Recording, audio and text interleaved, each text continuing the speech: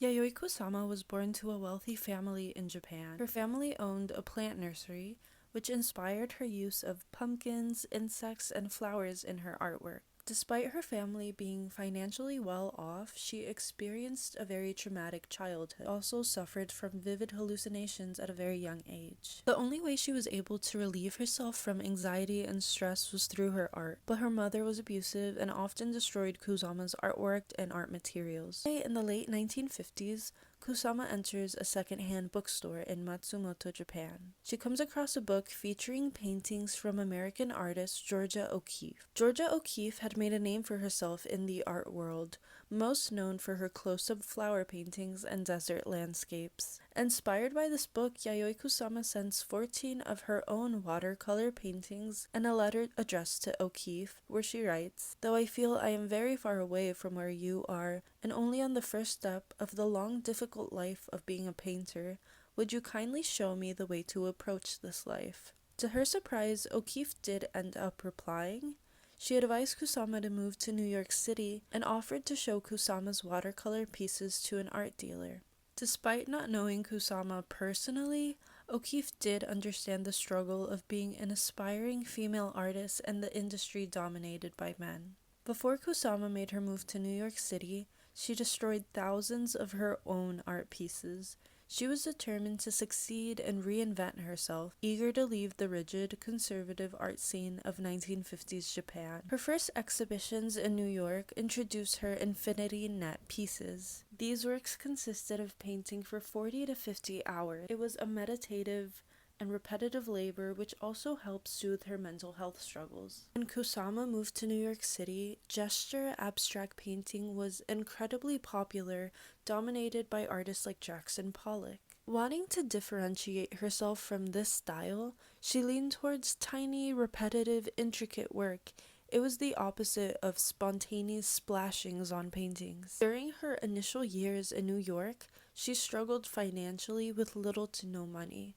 She lived in a cold studio and could not afford the bus fare. Despite living in poverty, this was an incredibly productive time in her artistic career. For her first solo exhibition, Kusama featured a boat adorned with hundreds of phallic pieces stuffed with cotton.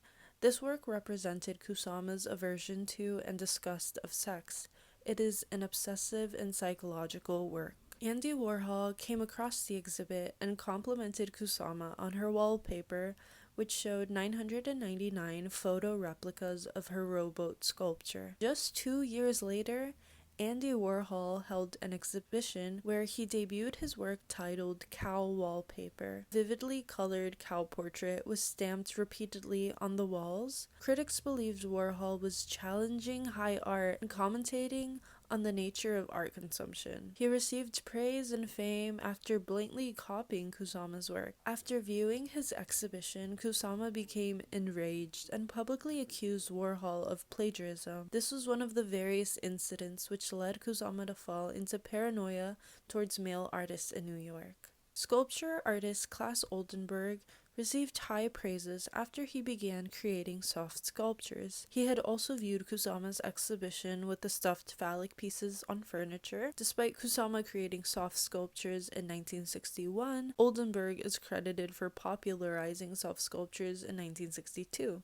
Oldenburg used soft vinyl and canvas to create normally hard everyday objects. It was clear that Kusama's lack of recognition was primarily due to systemic racism and sexism. She was faced with prejudice as a Japanese woman. Many galleries preferred to represent her white male counterparts instead. In 1965, Yayoi Kusama created one of her greatest works, an installation piece titled Infinity Mirror Room Fally's Field. During her career, she also produced over 20 different themed infinity mirror rooms. Love Forever is one of my favorite installations, as the concept of Love Forever stood for civil rights, sexual liberation, and the anti-war movement of the 60s. There is also the iconic LED light infinity room titled The Souls of Millions of Lights Away. After viewing these installations, artist Lucas Samaras just 1 year later, debuted his own version titled Room Number 2 in 1965. Kusama's sense of paranoia began to consume her whole life. She fell into a heavy depression and ultimately returned to Japan, where she checked herself into a mental hospital. Kusama's work was incredibly ahead of its time. Many of her works represented anti-war activism. She stated, "Our Earth is like one little polka dot among millions of other celestial bodies. One orb full of hatred and strife amid the peaceful silent spheres. Let's you and I change all that and make this world a new Garden of Eden. You can't eradicate violence by using more violence." So beautifully spoken and still relevant today. Her work span between painting, sculpture, and immersive installation and performance art. She is now 97 years old, still residing in a psychiatric facility in Tokyo, and she continues to have an active schedule creating paintings and sculptures at her studio. Today, Yayoi Kusama is finally receiving the recognition she so deserves. I've seen her infinity rooms numerous times on mainstream Instagram pages as well. She's still a relevant feminist icon 97 years later.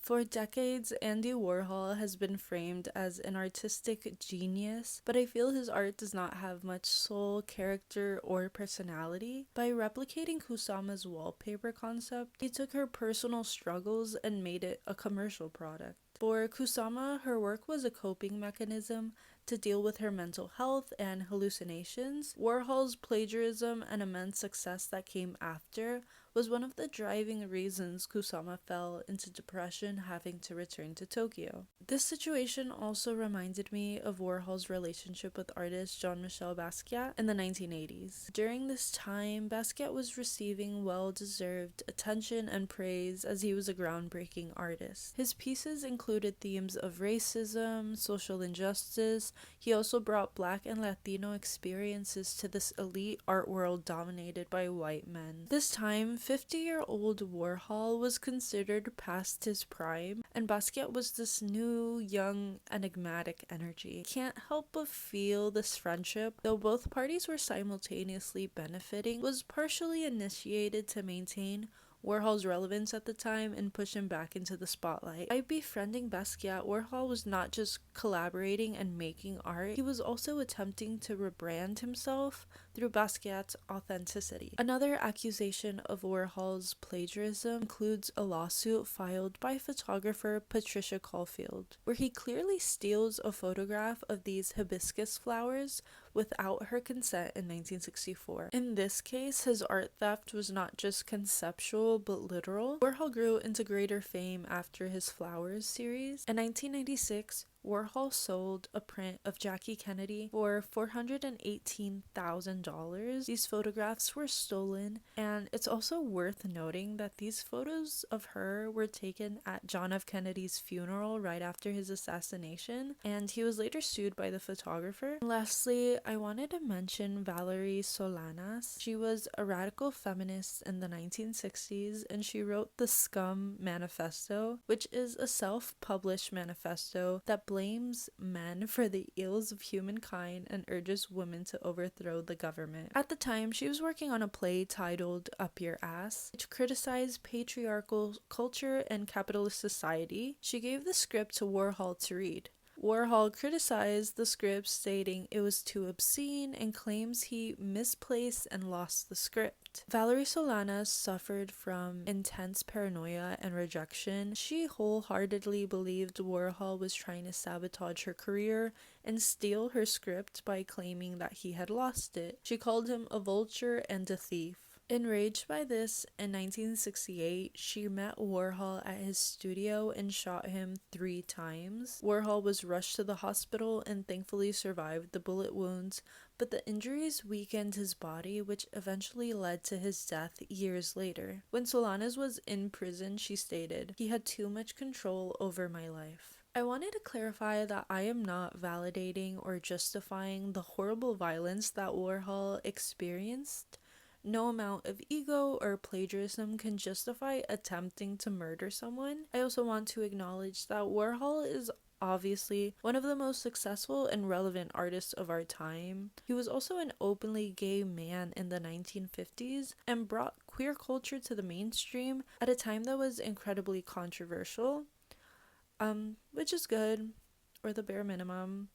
but I personally believe that his success and recognition come from the uncredited ideas of others, primarily women. He was permitted by society to experiment and push boundaries, while women and people of color were punished for doing the same. He reinforced a biased system that rewarded the white male artistic genius, while revolutionary artists like Yayoi Kusama were dismissed as unstable.